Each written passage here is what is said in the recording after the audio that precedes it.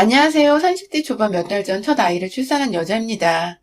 출산 한 달 전까지 직장에 나가 일을 했었고, 지금은 육아휴직을 쓰고서 집에서 몸조리하며 아이를 키우고 있어요. 참고로 저는 공무원이라 육아휴직을 1년간 쓰기로 했으며, 유급휴가라서 그 기간 동안 다달이 100만 원이 좀 안 되는 돈을 받을 수 있습니다. 처음 3달 동안은 그보다 더 많은 돈을 받았고요. 저에게는 첫 아이라서 제가 쏟은 정성이 참 큽니다. 일하는 동안 코로나 때문에 출근하는 것 자체가 불안했지만 분위기상 육아휴직을 도저히 쓸 수가 없어 막달까지 출근을 했어요. 그 바람에 정신적인 괴로움은 컸지만 그만큼 불안한 마음을 아이를 더 잘 자라게 하는 데 쓰고자 잘 먹고 잘 자라고 노력하면서 제 몸 관리에 최선을 다했어요. 저와 동갑내기인 저희 남편은 저처럼 공무원인데요. 둘 다 공무원 시험 준비를 할 때부터 알고 지내던 사이였던지라 서로 얼마나 아이를 좋아하는지 그리고 얼른 아이를 키우고 싶어 하는지도 잘 알았고, 그래서 남편은 제가 임신을 했을 때부터 절 참 각별하게도 케어해 줬답니다. 자기가 알아서 온라인 서점에서 태교에 관한 책들을 한가득 주문해 배송해 주는가 하면 작년 말에는 예비 아빠 교실이나 예비 부모 교실 등 나라에서 하는 것과 여기저기 문화센터에서 하는 프로그램에 참여해 이것저것 애 키우는 걸 전문적으로 배우기도 했어요. 한마디로 남편이나 저나 참 아이를 무척이나 기다렸다는 겁니다. 하지만 막상 아이를 출산하고 나니 애가 생각처럼 그리 건강하지 못했어요.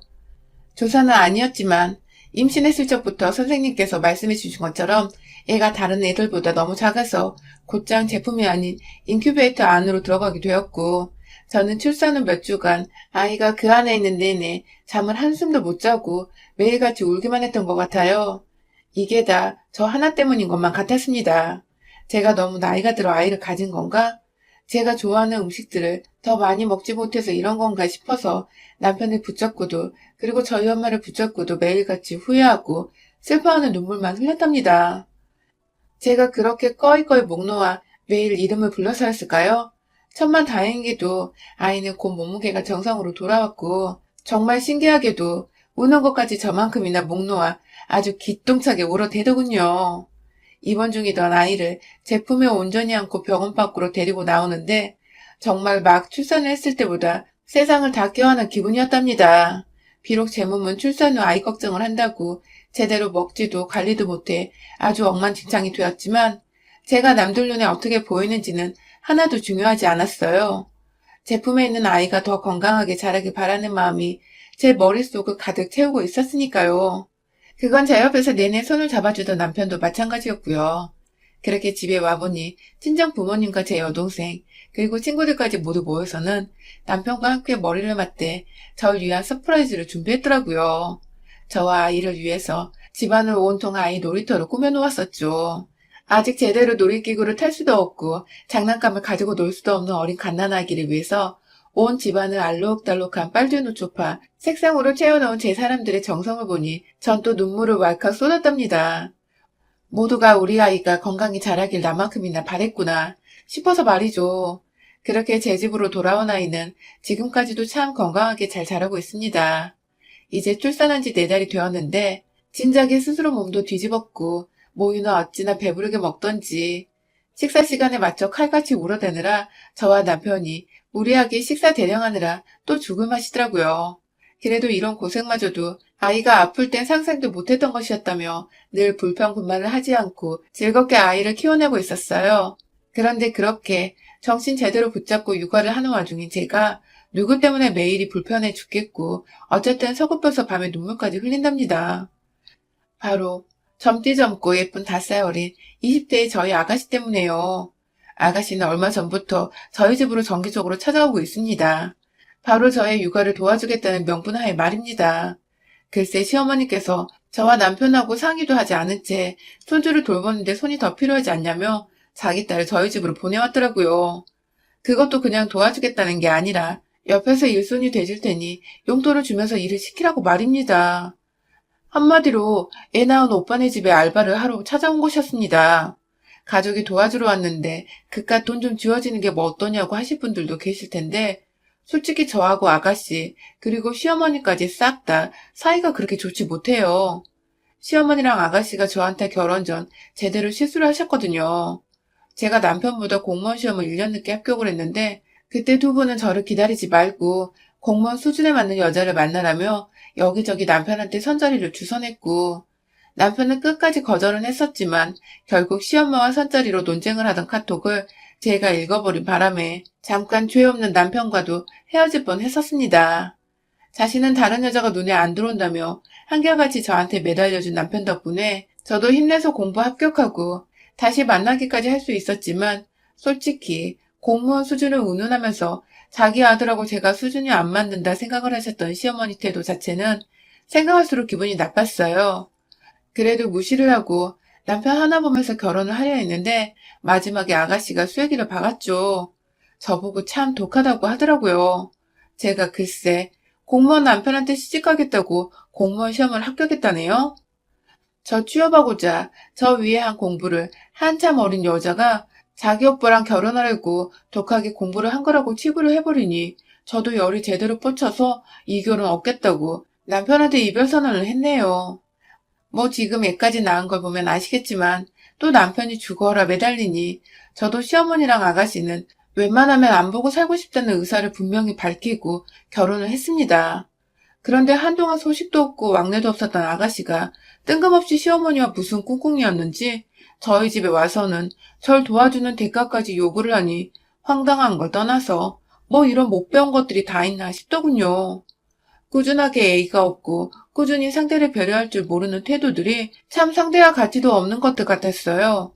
하지만 애를 낳고 보니 남편의 가족들을 칼같이 대하기가 힘들더군요.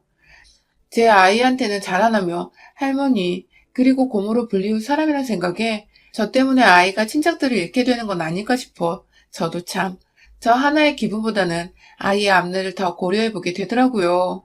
그렇게 어차피 백수이고 취업 준비로 집안에서 골머리를 담당하고 있다던 아가씨를 살리는 셈치고 혼자서도 충분히 제 아이를 키울 수 있었지만 딱 2달간만이라도 도움을 요청해보고자 했어요.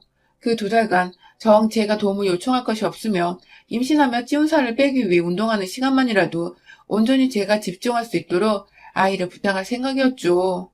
하지만 아가씨 그 저렴한 주둥이는 정말 어디 안 갔더라고요. 처음에 묵묵히 자기도 애보는 게 처음이라 긴장이 되는지 별말 않고 제가 시키는 것들을 곧잘 해냈어요. 아침 9시에 남편이 출근하고 없을 때 와서는 딱 오후 3시나 4시 사이까지 집에 있으면서 그냥 제가 아이 기저귀 갈 때 새 거 가져오라고 시키거나 아이 보는 동안 청소하는 것들을 시켰더니 나름 빠릇빠릇하게 해냈곤 저한테 하루 수당까지 딱 받고서 퇴근하듯 집으로 돌아갔죠. 하루 수당은 어떻게 줘야 할지 몰라서 최저임금에다 조금 더 붙여서 5만 5천 원으로 퉁쳤고요. 주말은 남편이 있으니 오지 말라고 했더니 처음엔 수입이 짭짤했는지 주말에도 오겠다고 우기더니 남편이 한 소리 하니까 그제서야 알겠다고 수긍하고 돌아섰죠. 아무튼 수당을 그 정도로 받기엔 하는 일이 너무 없었지만 아가씨도 이게 꿀잡인 걸 알고는 하루도 빠짐없이 집에 왔어요. 덕분에 저는 최소 1시간이라도 점심 먹고 아이가 잠든 시간에 맘 편하게 낮잠을 잘 수 있었고 아침에는 또 1시간 정도 동네 근처에 있는 공원을 몇 바퀴라도 걸어다니며 운동을 할 수 있었고요. 겨우 2시간 안 되게 자리를 비우는 대가로는 남도 아닌 남편의 여동생이니까 저도 아쉬운 것 없이 챙겨주려고 했어요. 그런데 혼자 애 보는 게 점점 쉬워졌는지 일주일 좀 지나서부터 애가 게으름을 피우더라고요. 제가 하루는 아이가 잠들자마자 따라서 낮잠을 잤어요. 중간에 아이가 깨도 신우이가 옆에 있으니까 개의치 않고 낮잠 좀 자겠다고 방에 들어갔는데 얼마나 잤을라나? 막 밖에서 저희 애가 자스러지게 우는 소리가 들리는 겁니다. 제가 한동안 남편 출근시키고 또 애가 새벽에 자꾸만 깨서 잠을 거의 못 자다시피 해서 완전 골아떨어졌는데 얼떨결에 깨서 나가보니 애는 거실 바닥 한가운데 누워서 울다가 목이 부었는지 숨도 껄떡거리는 것 같고 그 뒤에 신우이란 년이 글쎄 TV를 쳐다보면서 웃고만 있더라고요. 옆에는 애 만지는 손으로 손에 부스러기 묻어나는 과자를 잡수고 계시고 제가 아가씨 하면서 한번 째려보고는 아이를 급히 안아 달랬어요. 누굴 탓하겠나요. 남한테 아이 맡긴 제 잘못이죠. 그래도 돈 받고 일하겠다고 와서 있는 사람이 바로 앞에서 얼굴이 시뻘개지도록 울고 있는데 한 번 안아볼 생각도 안 하고 TV나 쳐보며 깔깔대고 있다니 제 상식으로는 도저히 이해가 가지 않더라고요. 일반 도우미 분이었음 당장에 자르기라도 했을 텐데 아가씨는 제가 자르겠다고 할 수도 없고 뭐라 컴플레인을 걸 데가 시어머니 말고는 없고 애가 우는데 왜 안아주지도 않고 있냐고 저도 홧김에 언성을 높이니 아가씨가 그러더군요. 엄마란 사람이 퍼들려 자는데 제가 뭐 큰일인 줄 알고 애를 하나요? 라고 말이죠. 토시 하나 틀리지 않고 뻔뻔하게 이렇게 말을 해버렸죠. 그래서 그 후로 전 낮잠 자는 걸 포기했습니다. 운동 나가는 것도 포기했어요. 돈을 받는데도 불구하고 아이를 돌보려고 하기는커녕 애가 배고파서 울던 졸려서 울던 애 엄마가 안아줘야 애가 안 울 거라며 손도 대지 않고 있는 아가씨를 보니 마지막 한 톨 남아있던 쥐뿔만한 믿음마저도 싹 사라져버렸거든요. 도무지 돈을 줘야 할 그리고 집으로 부를 이유가 없어서 남편에게도 이야기를 했고 시어머니께도 전달을 했습니다. 더 이상 우리 집에 와서 돈이나 축내며 날 도와주겠다는 명분을 내세우지 말라고요. 그런데 아가씨는 제 말을 어떻게 전달받은 건지 그 다음날에도 우리 집에 왔어요. 이번엔 아이를 더 잘 돌봐주겠다면서 다시는 대충 아이를 내버려 두지 않겠다고 다시 일하게 해달라고 빌더라고요.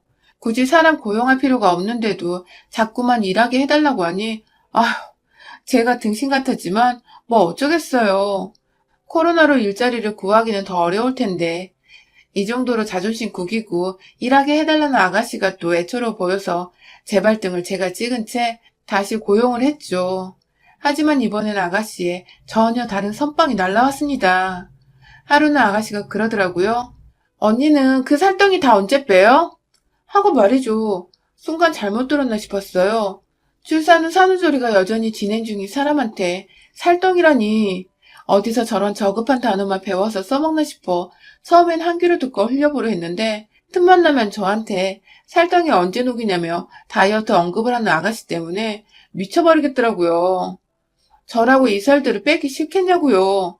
그래도 아가씨라도 있으니 밖에 나가서 동네라도 걷다가 들어오곤 했었는데 그마저도 제 아이를 제대로 돌보지 않길래 포기를 하고서 집에만 붙어있는 건데 여전히 모유수유를 하니 먹는 건 아이 생각하면 챙겨 먹어야 했고 조금이라도 저녁을 굶으면 힘이 빠져 새벽 내내 아이가 울어도 달래는데 힘이 붙이고 제가 죽을 것 같으니 삼시세끼는 꼬박 챙겨 먹었는데 그런 사람한테 살덩이를 녹이네 마네 하고 앉아있으니 기분이 나쁜 건 둘째치고 마음이 서럽더라고요.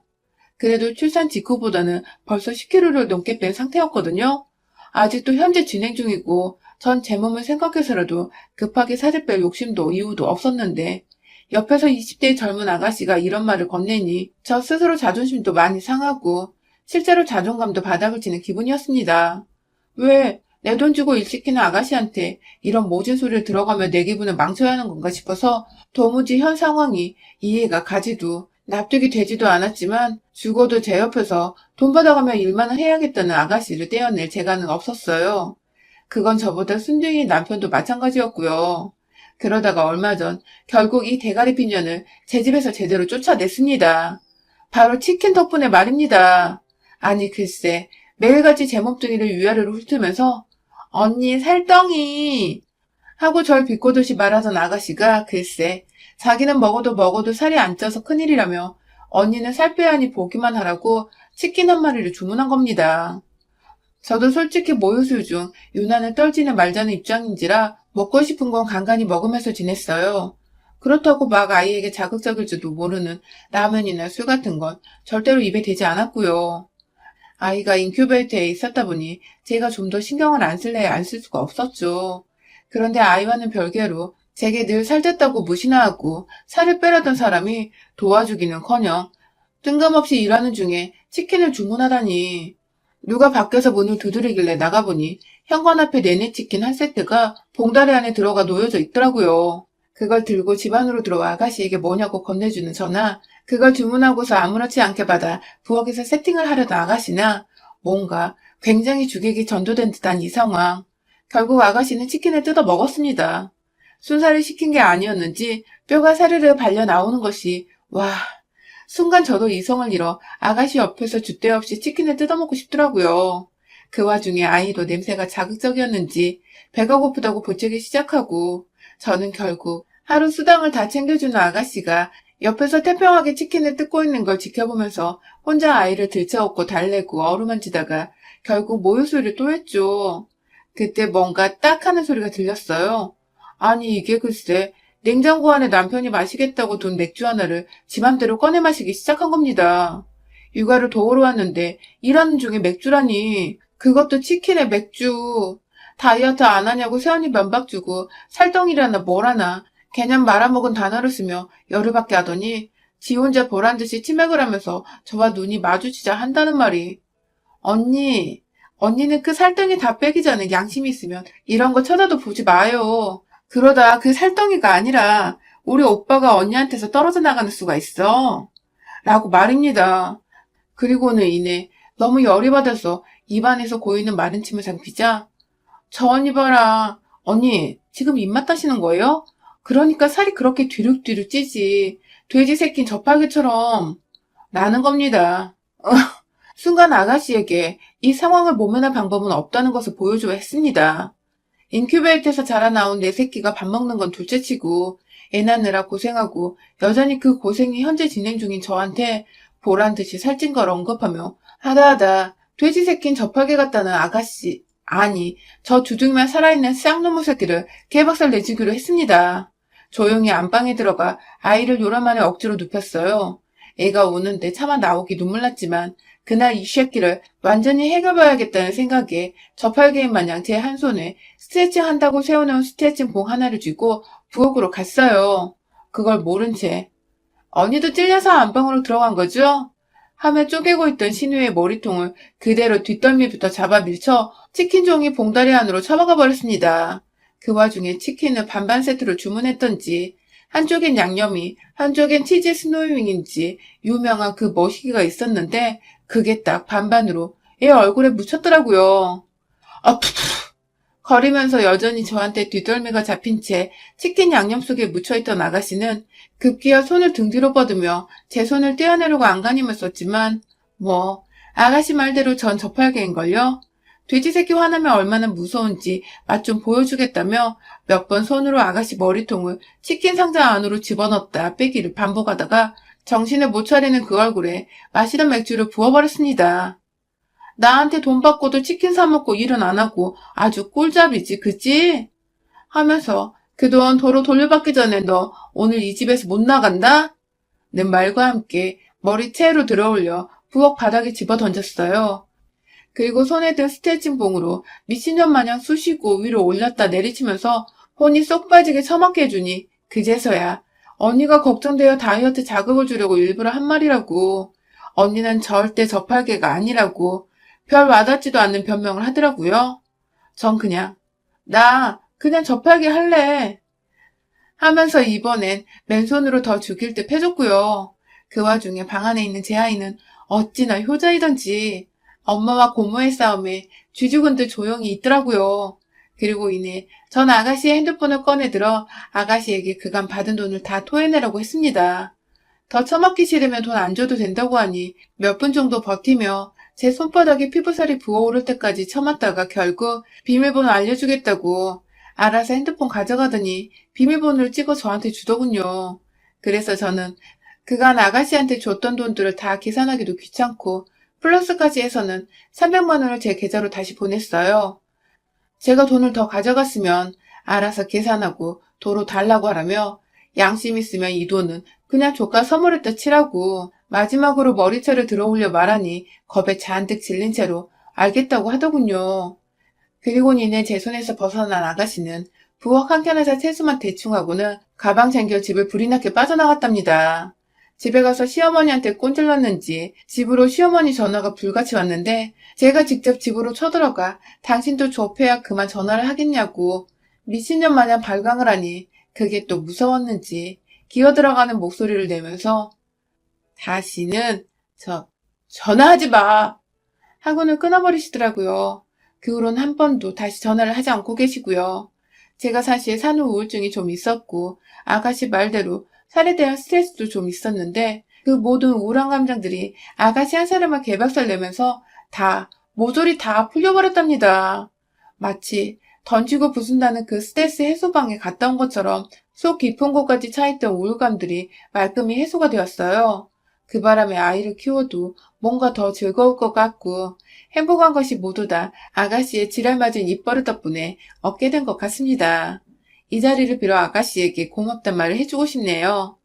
다음에 만나게 되면 그땐 부디 주둥이에 필터 하나 정도는 꼭 착용했기를 바라는 마음으로 당분간 절대로 보지 말아요, 우리. 여러분의 생각은 댓글로 남겨주세요.